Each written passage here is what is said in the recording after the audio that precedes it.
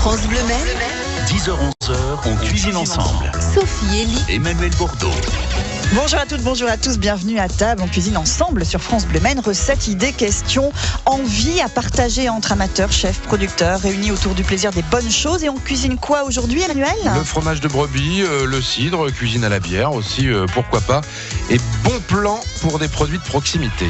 Et puis il se passe des choses en plus ce week-end. On vous parle de tout ça et on vous attend avec vos recettes à vous. Vos questions, vos recettes, votre avis, appelez-nous 02 43 29 10 10. On cuisine ensemble sur France Bleu Maine. Et on n'est pas tout seul pour cuisiner. On va vous présenter le beau monde qui est venu nous rejoindre ce matin. On va commencer avec Isa Bourgoin, bonjour. Bonjour à tous. Représentante du Chèvrefeuille. On le disait tout à l'heure, Emmanuel, un magasin de producteurs, précurseur il y a, je crois, une vingtaine d'années cela. Et puis aujourd'hui, dans son époque, avec le lancement de la vente en ligne dont vous êtes en charge, Isa. Voilà, donc ça fait à peu près 2 ans que Jean-Claude, le président, et son équipe étaient sur le projet. Et voilà, le site a été mis en ligne en janvier. Donc on a commencé avec un test au lycée agricole de Rouillon, qui a été plutôt satisfaisant. On attendait des retours de leur part sur le fonctionnement, etc. Donc dans l'ensemble, tout s'est bien passé. Donc maintenant, on alimente le site au fur et à mesure et on démarche pour pouvoir développer ce site. D'accord, Voilà. si on commande sur le site, on est livré ou il faut venir le chercher ? Alors à l'origine, en fait, pour faciliter la logistique, on a démarché des CE d'entreprise pour avoir un point de livraison sur le lieu de travail. D'accord, commande un peu groupée, quoi. Voilà, c'est ça, mais ça va évoluer puisque en fait on a des demandes de particuliers qui souhaiteraient également avoir des retraits soit en dépôt, donc éventuellement chez des producteurs qui sont basés dans toute la Sarthe, et à Novaxis et au magasin. Donc voilà, c'est encore en cours de développement. Voilà, ce n'est que le début de cette aventure qui va permettre... Ouais, c'est ça, parce que derrière un site internet, il y a une logistique et puis il y a des produits et des producteurs aussi. Il faut jamais l'oublier, ça. C'est la facilité de cliquer, voyez-vous, tiens, je veux prendre un fromage de chèvre, machin. Mais bon, après, il faut penser à ce qu'il y a derrière aussi, c'est tout le travail que vous mettez en place. C'est très rare de trouver des sites de vente en ligne avec de la viande fraîche, etc. Donc, et local, parce que qui dit internet dit pas monde entier. Là, on reste vraiment et en volume, on est Sarthe. Limité, donc il faut avoir les produits, etc. Combien de producteurs présents au Chèvrefeuille et sur le site ? Tous Alors, tous les producteurs n'ont pas souhaité être sur le site de vente en ligne. Pour plusieurs raisons. Certains ont déjà leur marché, d'autres approchent de la retraite, donc ils n'ont pas forcément envie de faire les démarches, ce qui peut se comprendre.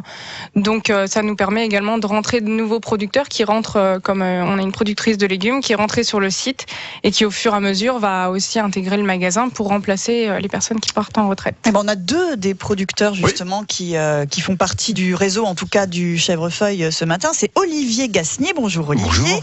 Les délices de la ferme, brasserie artisanale qui se trouve à Aigné, et Nicolas et Aurélie Fleurance. Nicolas, bonjour. Bonjour. Voilà Aurélie qui vous accompagne aussi ce matin. Tous les deux, vous représentez la bergerie fromagerie Les Deux Zèves. C'est du fromage de brebis et puis tous les produits dérivés à partir du lait de vos brebis. Oui. En bio en plus. Oui, tout à fait. Voilà. Et bienvenue à la ferme aussi ce dimanche en ce qui vous concerne, Nicolas. Voilà, actualité en plus avec portes ouvertes à la ferme. On va pouvoir venir vous voir. Vous avez prévu des animations pour ce dimanche ?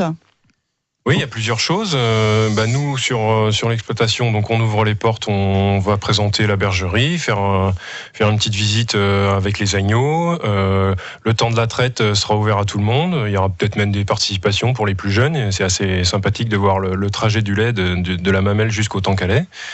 Et puis, pour nous accompagner, on a une voisine maraîchère qui est en agriculture bio aussi, qui vendra ses produits. Et puis, Marion Pinson de la ferme d'animation du Long Réage, qui sera là aussi pour faire un petit peu d'anime avec ses petits animaux à elle. Vous êtes combien à faire des brebis en Sarthe, du lait de brebis et des fromages ? On était 4 jusqu'à l'année dernière, certainement 3 en ce moment, peut-être bientôt 2. D'accord. Oui, non, c'est ça, parce que c'est vrai que la brebis, on pense plus au sud-ouest de la France, on pense plus aux Pyrénées, voilà. Oui, en Sarthe, c'est rare pour le signaler, hein. Oui, tout à fait. Oui, c'est une production assez très très rare. Oui. D'accord. Comment on choisit justement quand on devient producteur de faire de la chèvre, de la vache, ou alors des brebis comme vous ? Moi, je suis issu du milieu agricole. Mes parents avaient des vaches laitières. J'ai longtemps travaillé avec les vaches laitières. Avec ma femme, on était longtemps, une dizaine d'années dans le sud-ouest, sud-est, de la France. Et on a bourlingué et fait vraiment de l'expérience. Et en fait, le petit ruminant nous attirait beaucoup plus. D'accord, vous voulez un animal plus petit, quoi. C'est ça. Voilà. Oui, puis après, le fromage, ça peut répondre aussi à une demande, parce que justement, on va pas en trouver beaucoup en Sarthe. Par rapport au secteur, oui. Le fait de s'installer sur Savigny-sous-Lude, qui en fait est ma commune d'origine, au niveau de la zonalité, il y avait personne. Il y avait vraiment une place à prendre là. Nous, on a entre 45 et 55 km de rayon autour de chez nous où on peut faire notre. C'est ça qui est extraordinaire en Sarthe, justement, c'est qu'on n'a pas un fromage emblématique qui soit de vache, de chèvre ou de brebis, mais on a tous les fromages. Et ça serait important de le mettre encore plus en avant parce qu'on trouve d'excellents produits. Hier, on parlait du refrain ici même. Exactement. Le refrain qui est un fromage. Il y a vraiment des super fromages. Alors Olivier Gasnier, si on commence à faire la liste de tout ce que vous faites, on n'aura pas le temps déjà. On va arriver à la fin de l'émission, quoi. Le principal, c'est quand même cidre et bière, on va dire, ou pas? Oui. En fin de compte, nous, si dimanche, aux portes ouvertes, on fera visiter les 3 ateliers, l'atelier confiture, cidre et l'atelier brassicole. Donc, on va faire un petit tour des différents ateliers et puis voir comment on travaille, montrer aux gens comment on travaille. Donc, comment on fait du cidre, comment on fait de la bière, ça c'est génial. Et comment on fait les confitures. Et comment on fait des yaourts aussi, et comment on fait du fromage. Vos recettes à vous autour de la bière, du fromage au 02 43 29 10 10. Vos questions à poser à nos invités nombreux ce matin. On a beaucoup de choses à faire et vous nous donnerez une petite recette, vous aussi, Emmanuel, peut-être? Oui, on va faire des petites choses farcies, des petites ravioles, voyez-vous, avec du fromage de brebis. Bien. Ça, c'est très sympa. Isa aussi, elle cuisine un petit peu, elle nous dira tout ça. 10h, 11h. Emmanuel Bordeaux, Sophie Elie. On cuisine ensemble sur France Bleu Mer. C'est sûr qu'à cette heure-ci, 10h14, on pense déjà au dîner, au moins au déjeuner, et on cuisine ensemble tous les matins. Avec autour de la table ce matin, Isa Bourgoin pour le Chèvrefeuille, magasin de producteurs dont 2 sont avec nous également. C'est Olivier Gasnier pour la partie bière, entre autres. Et puis on a aussi Nicolas Florence et sa femme Aurélie pour fromage de brebis. Et justement, une recette de Patricia qui est à Cromières et qui nous rejoint à table. Bienvenue Patricia, bonjour. Bonjour. Petite recette sympa à base de feta. Alors avant que vous commenciez la recette, la feta, alors ça, on peut pas en faire de la feta, c'est protégé. Je fais pas de feta, moi. Voilà. On fait un fromage de type feta. De type feta, parce que voilà, ça a été protégé, et tant mieux, parce que je crois qu'il y a d'autres fromages qui n'ont pas été protégés. On peut en faire dans toute l'Europe, et c'est bien dommage. Non, la feta, c'est grec, et puis voilà, ça reste grec, et tant mieux. Oui, nous, c'est un fromage qui a une conservation en saumure. D'accord. Donc on peut dire que c'en est, mais voilà. Il n'y a que ça de similaire. Moi, j'ai pas du tout copié, j'ai même pas réussi à l'obtenir, cette recette. Mais a priori, on pourrait peut-être utiliser ce fromage-là pour faire la recette de Patricia. On va écouter en tout cas. C'est sûr, c'est même sûr. On vous écoute, Patricia. Oui, j'utilise le fromage de chez Aurélie et Nicolas. D'accord. Bah voilà. Super. Connu, oui. A priori, oui, je pense. Oui. Alors, vous connaissez. Vous prenez une terrine. Une petite terrine.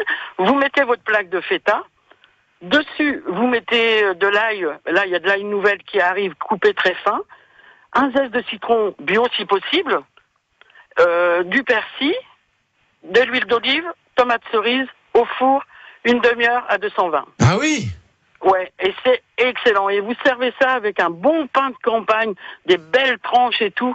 Et vous allez voir, ça vaut tous les gâteaux apéritifs du monde. Mais alors comment ça se passe? Ça va sécher un peu du coup, Patricia? Non, vous mettez pas mal d'huile d'olive et vous servez avec une cuillère et vous étalez ça sur...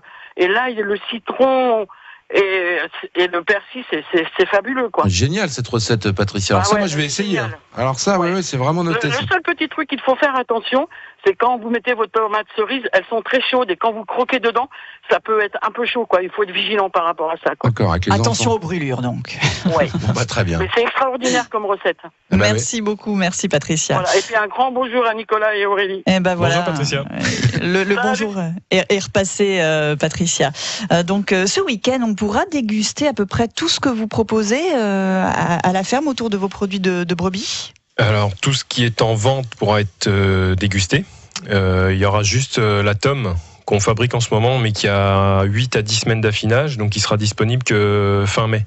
Là, il n'y aura pas de dégustation ni de vente. Vous êtes en train on va commencer la dégustation, Emmanuel, puisqu'on nous a amené des petits produits. Alors là, on a du yaourt, donc, Nicolas, yaourt de brebis, nature. Alors évidemment, le goût, on déguste beaucoup plus, on consomme beaucoup plus de yaourt à base de lait de vache, bien sûr. Le goût de la brebis, quand on n'a pas l'habitude, ça peut surprendre, je suppose. On a souhaité faire un yaourt qui n'est pas un parfum vraiment typé brebis. D'accord. C'était possible, au début on en a fait, mais nous on estime qu'il est très doux, très onctueux, très peu acide, et beaucoup le consomment sans sucre. C'est vrai qu'il est naturellement sucré. C'est marrant. Voilà, il n'y a pas trop d'acidité. C'est dans les bienfaits du lait de brebis. Parmi tous les bienfaits. Alors on sent que ça c'est toujours formidable sur des produits comme ça, artisanaux, vraiment artisanaux. C'est vrai, c'est pas fort. On sent que quand on va manger un yaourt, on va être bien. C'est-à-dire qu'on va pas avoir envie d'en manger un deuxième. Donc il y a tout ce qu'il faut. On sent que c'est riche comme lait. Oui, c'est un lait nourrissant. Oui. C'est un lait extrêmement nourrissant. Olivier, on va aller vous chercher une cuillère pour que vous puissiez goûter. Vous connaissez peut-être de toute façon, vous êtes déjà rencontrés. On se connaît, on est sur des marchés, des animations en commun, parce que voilà. Vous avez évoqué les bienfaits du lait de brebis. On peut en dire un mot peut-être d'ailleurs, Nicolas, parce qu'on parle du lait de vache, qu'on en consommerait peut-être quelquefois un petit peu trop. Ça serait une bonne compensation de se mettre aussi à d'autres laits, d'autres yaourts, et pourquoi pas celui de la brebis qui est moins commun. Oui, je ne veux pas dire le contraire. Ah oui, bien sûr. Oui, on peut dire que le lait de brebis, il a beaucoup moins d'allergènes que les autres laits. Déjà que le lait de vache. Ensuite, sa matière grasse, elle est beaucoup plus digestible. C'est une molécule qui est différente de celle du lait de vache. Elle est beaucoup plus fine, donc elle est plus digestible. Il y a du lactose, mais c'est plus assimilable. Oui, alors surtout sur la molécule de gras, elle porte pas, c'est pas lourd ni difficile à digérer comme certains produits laitiers à base de vache. Et puis, au niveau des minéraux, il y a une plus grande assimilité aussi. Le calcium du lait de brebis. Le corps humain le capte beaucoup mieux. D'autant plus que vos brebis elles mangent que des bonnes choses, puisque vous êtes en bio. Exactement. Voilà. Qu'est-ce qu'elles mangent là en ce moment ? Est-ce qu'elles vont dehors justement ? Oui, ça fait une quinzaine de jours qu'elles vont dehors la journée. D'accord. Donc elles mangent l'herbe des prés, beaucoup d'herbes de prairie naturelles. D'accord. Un petit peu de prairie, qu'on a ressemé. Nous, on essaie d'enrichir un petit peu la diversité de prairies. Et puis elle rentre le soir. Matin et soir, donc pour la traite. Il y a une petite compensation avec du blé et du petit pois qui sont mélangés, qu'on produit aussi chez nous. D'accord, ouais. Et puis pour la nuit, elles ont du foin. D'accord. Et puis vous les rentrez la nuit à cause des loups, évidemment. Oui, il y en a pas loin du tout de chez nous. Et puis avant de se coucher le soir, elles se font une bonne petite bière de chez Olivier Gasnier. Voilà. On parle de tout ça dans un instant sur France Bleu Maine. 02 43 29 10 10. On cuisine ensemble sur France Bleu Maine. Et on est à Savigné sous le Lude ce matin, ainsi qu'à Aigny avec nos deux producteurs, les uns pour les produits autour des brebis et puis l'autre les délices de la ferme. Ça c'est à Aigny. Olivier Gasnier, des bières, des blondes, des brunes, des blanches, des apéritifs, du cidre, du jus aussi, de la confiture, des gelées, tout ça c'est vous. Oui, tout ça, oui. Il réfléchit, il dit oui, c'est vrai que je fais tout ça quand même. C'est du boulot un petit peu. Avec les bières, on peut cuisiner aussi, évidemment. Avec la bière brune, c'est sympa. Ah. C'est sympa, oui. On peut prendre du bœuf et puis le mijoter avec de la bière brune. C'est quoi la bière brune, Oliviie ? Elle est plus sucrée ? Qu'est-ce qu'elle a de particulier ? On capte plus de sucre, effectivement, un peu plus de corps. Donc, quand ça va cuire pendant 3 heures... ça caramélise bien. Voilà, ça caramélise, on va récupérer des sucres. C'est tout ce qui est de plus intéressant, que ça soit même avec le cidre. Quand on fait un cidre, un lapin au cidre, ou même un rôti de porc au cidre, ce qui va être intéressant, c'est de récupérer ces sucres dans le fond de notre plat, et qu'on va pouvoir rebadigeonner le produit avec. Et voilà. Même un bourguignon au cidre, Emmanuel, je crois que... oui, c'est la recette flamande aussi, ce qu'on disait. Voilà, la recette flamande. Alors moi j'aime bien des petits morceaux de bœuf et puis qu'on laisse mijoter. Et on prend donc avec cette bière brune, et puis on prend un petit peu de pain d'épices qu'on tartine de moutarde, et on laisse fondre le tout Et ça, c'est un régal. Ça, c'est un régal. Et Sophie a raison. Un bœuf bourguignon, à la place de mettre du vin rouge, vous mettez du cidre. C'est formidable. Essayez tous chez vous cette recette-là. Poursuivez, mon cher Emmanuel. Moi, je mange mon yaourt et je tiens à signaler que j'avais déjà goûté des yaourts au lait de brebis en supermarché, que j'avais trouvé ça beaucoup trop fort et que ceux de Nicolas et d'Aurélie sont super. Super bons, tout doux, délicieux. Alors, Isa Bourgoin du Chèvrefeuille, vous aviez une question à poser justement à Monsieur Florence. Oui, je voulais savoir s'il était possible de faire de la crème fraîche et du beurre avec du lait de brebis. Ça, c'est une très bonne question, très bonne voyez-vous. Isa, bravo. Vous étiez stressé avant l'émission, regardez maintenant, vous prenez notre place. C'est toujours pareil, toujours les mêmes, ça se passe toujours comme ça. Est-ce qu'on va avoir la réponse maintenant? C'est Nicolas qui va nous le dire. Quant à la crème fraîche, c'est un process en fromagerie qui est un petit peu plus long que certains fromages. Il y a beaucoup de clients qui utilisent notre yaourt comme crème fraîche. D'accord. Oui, c'est ce que je me disais tout à l'heure en le goûtant. Je me suis dit, tiens, dans des recettes, ça sera très bien. Ils ont arrêté de consommer de la crème fraîche de vache et ils consomment que c'est super onctueux, en fait, le yaourt déjà. Oui, puis il y a un gras qui est très lisse, qui est très présent, qui doit bien enrober les aliments aussi. Comme une crème fraîche aussi. Mais pourtant, c'est un yaourt. Et c'est ce que je me disais dans la recette que je vais vous proposer dans quelques minutes, là, justement. Parce que je vais m'en servir de ça. Parce que dans la recette, il y avait du mascarpone. Mais là, justement, je vais utiliser un de vos yaourts pour une recette très simple, avec ce fromage de brebis qu'on a goûté, qui est remarquable. Voilà. Alors il a une forme, c'est marrant parce que la brebis, nous on pense tout de suite au sud-ouest, au soirati, genre de fromage. Mais là il se présente plus comme le petit crottin de chèvre. Comme des tomes. Mais là c'est c'est format chèvre avec un affinage de combien de temps là? Celui-ci, il a 3 semaines. 3 semaines, voilà. Ouais. Alors c'est un goût extrêmement discret. C'est pareil, les gras sont vraiment fins, sont vraiment. C'est délicieux ce que vous faites. Vous faites plaisir à Nicolas, regardez. Oui. Il est tout sourire, évidemment. Ça fait combien de temps que vous êtes installés, Nicolas et Aurélie? Ça fait 4 ans. Alors au niveau des arbres maintenant, avec Monsieur Gasnier, on en est où au niveau des pommiers là? En ce moment, c'est la floraison bientôt ou Tout juste. Hein. Tout juste. Là, ce qui a fleuri malheureusement un petit peu tôt, ça va être tous les poiriers pêchés qui vont avoir souffert de nos petites gelées matinales, des petites averses de grêle, des coups de vent et un peu trop de pluie ces derniers jours. Donc là, c'est vrai qu'on risque d'avoir moins de production sur ces fruits-là. La pomme, ça démarre tout juste, donc là je m'en inquiète encore pas trop. Ce qui me faisait un peu peur, c'était le manque d'hiver. Mais bon, on va bien voir comment ça va se passer d'ici un mois. Voilà. À suivre la recette d'Emmanuel Bordeaux et la recette d'Isabelle aussi, qui a envie de nous proposer quelque chose à base de lait de brebis. Ça tombe bien, c'est dans un instant. 10h, 11h. Emmanuel Bordeaux, Sophie Elie. On cuisine ensemble Sur France Bleu Mer. Par contre, le yaourt, là, vous en voulez encore? Oui, j'en veux encore, je ne l'ai pas terminé. C'est ce que je vais faire pendant qu'Isabelle va nous donner sa recette à Bazou-sur-le-Loir. Isabelle, bonjour. Bonjour à toute l'équipe. On parle de cidre, de jus de pomme, de confiture, de yaourt et de fromage de brebis ce matin. Et ça vous inspire, Isabelle, le lait de brebis? Oui, surtout le lait de brebis. C'est une recette très rapide que j'ai rapportée lors d'un séjour dans le Larzac. Et à base de brousse de brebis que j'ai trouvé à cette époque-là, mais que j'arrive plus à trouver dans les supermarchés. On n'en trouve plus. Non, dans les supermarchés peut-être pas, mais on va essayer de vous dénicher une adresse dans un instant. Donnez-nous votre recette d'abord. Alors donc pour 6 personnes, mais largement aussi pour 8. Donc il faut garnir un moule à tarte avec une pâte brisée faite maison si possible. Dans une jatte, on mélange 2 gros œufs ou 3 petits. La brousse de brebis, 2 cuillères à soupe de crème fraîche et 100 grammes de sucre glace. Et on parfume avec une cuillère à soupe d'eau de fleur d'oranger. On verse la garniture sur la pâte brisée, on enfourne la flône, c'est une flône, j'ai dit non, je me rappelle plus. Non, là, vous l'avez dit cette fois. Enfourner la flône, donc 35 minutes dans le four à 180 degrés. Et il faut servir frais. Et c'est un dessert qui est assez riche et très bon. Ouais, c'est une sorte de tarte au sucre là, ce qu'on appelle un peu. Alors pour le rendre moins riche, on pourrait utiliser justement quelque chose de plus léger pour remplacer la crème fraîche, Nicolas. Il y a déjà de la brousse dans la recette. Tout à fait. Et du coup, la nôtre de brousse, elle est très onctueuse. Elle est complètement adaptée à remplacer la crème fraîche complètement. Oui. D'accord.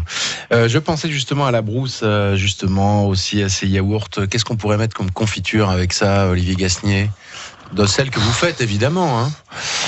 Un peu de tout. Il faut peut-être des fruits plus acidulés que sucrés. Donc là en ce moment, oui, de la rhubarbe toute fraîche. Là, ça pourrait être très bien. Voilà. Mais après, que ce soit de la framboise, de la figue. Ouais, la figue. Alors vous avez des figues vous chez vous, hein. Les figues vous les faites pas venir du sud de la France, hein. Non, il n'y a pas besoin. La figue pousse très bien chez nous. On a deux variétés, dont une qui donne de septembre jusqu'aux premières gelées. D'accord. Donc on est pas embêté par le froid.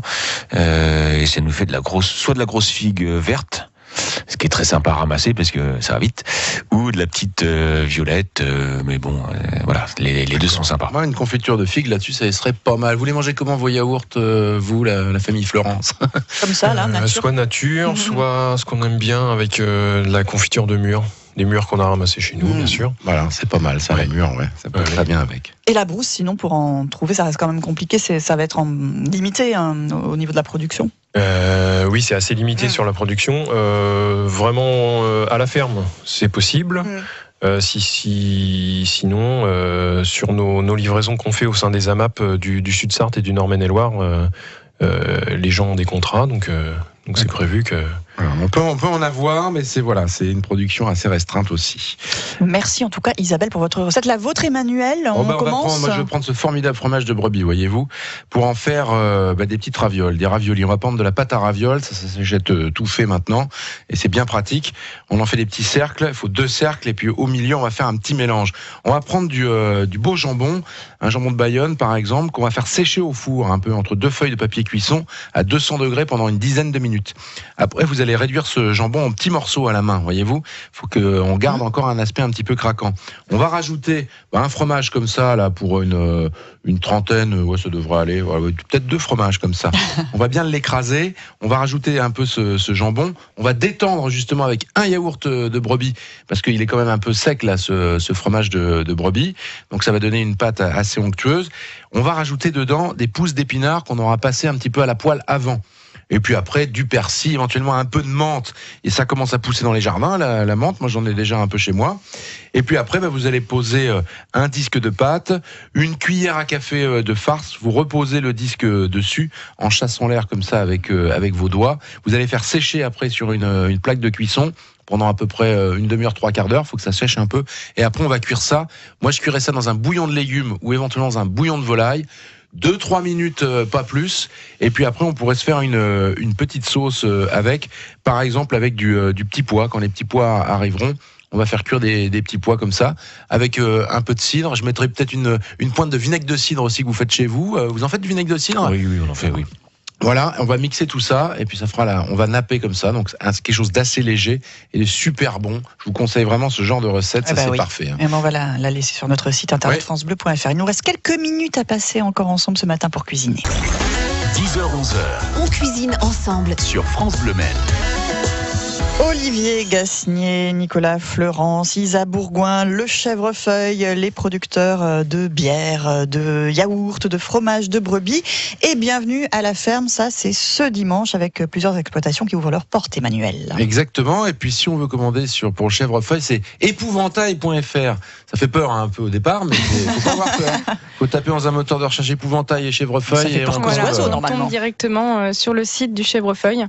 Donc épouvantail, puisqu'en fait le Chèvrefeuille a fait appel à un prestataire de service. Donc c'est 2 jeunes qui sont basés à Metz et qui se sont spécialisés dans la mise en place de sites pour les magasins fermiers. D'accord, carrément. Donc voilà, on n'est pas des informaticiens et on a préféré faire appel à des professionnels.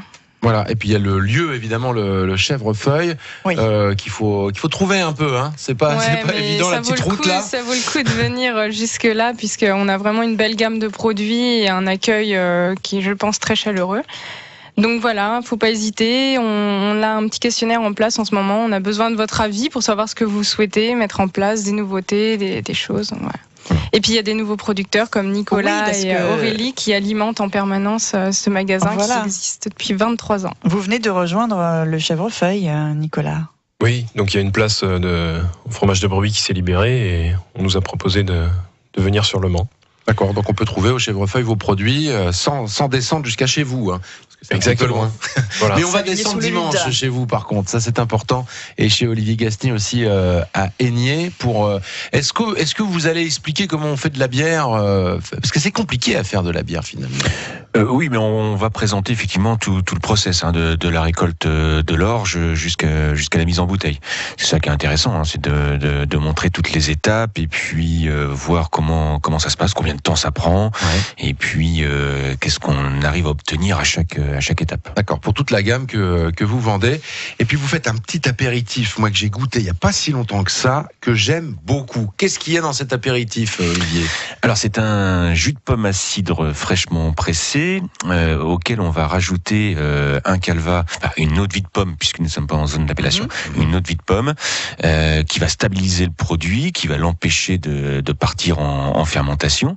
Donc ça c'est une base pommeau, toujours pareil, on est hors appellation, la même base, mais ma grand-mère y rajoutait un vin rouge. Voilà. Et là, vous rajoutez du Coteau du Loir rouge. Un Pinot d'Aunis. Un Pinot d'Aunis. Et c'est pas mal du tout. Ah oui. Et sur un petit yaourt, dans un petit yaourt, ça pourrait être même très bon.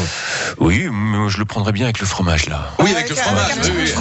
Mais dans le verre et sur les yaourts. On vous en garde, il n'y a pas de souci. Toutes les coordonnées de nos invités, vous les retrouvez sur francebleu.fr. On cuisine ensemble. Merci Isa, le Chèvrefeuille. Là aussi, on mettra le lien, bien sûr, sur notre site internet. Merci beaucoup, Olivier. Merci Nicolas et Aurélie. Et à très bientôt. Vous reviendrez pour une prochaine émission, on l'espère. France Bleu Maine, on cuisine ensemble. Demain, ce sera avec Jean-Michel Gauthier de la ferme de Coubrier, je crois, Emmanuel. Oui, encore dans le cadre de Bienvenue à la ferme. Alors Jean-Michel, il élève des porcs, mais il les élève bien. C'est-à-dire qu'il parle très très bien, les porcs. Ils sont bien élevés, quoi. Bien élevés, ils sont toujours polis. très propres, tout ça, parfait. Maintenant, il fait des superbes charcuteries et il propose vraiment un élevage un peu différent du porc. On est aux antipodes de l'intensif. On parlera avec lui demain. Puis avec Garros, c'est aussi comme d'habitude. Ce sera à 10h.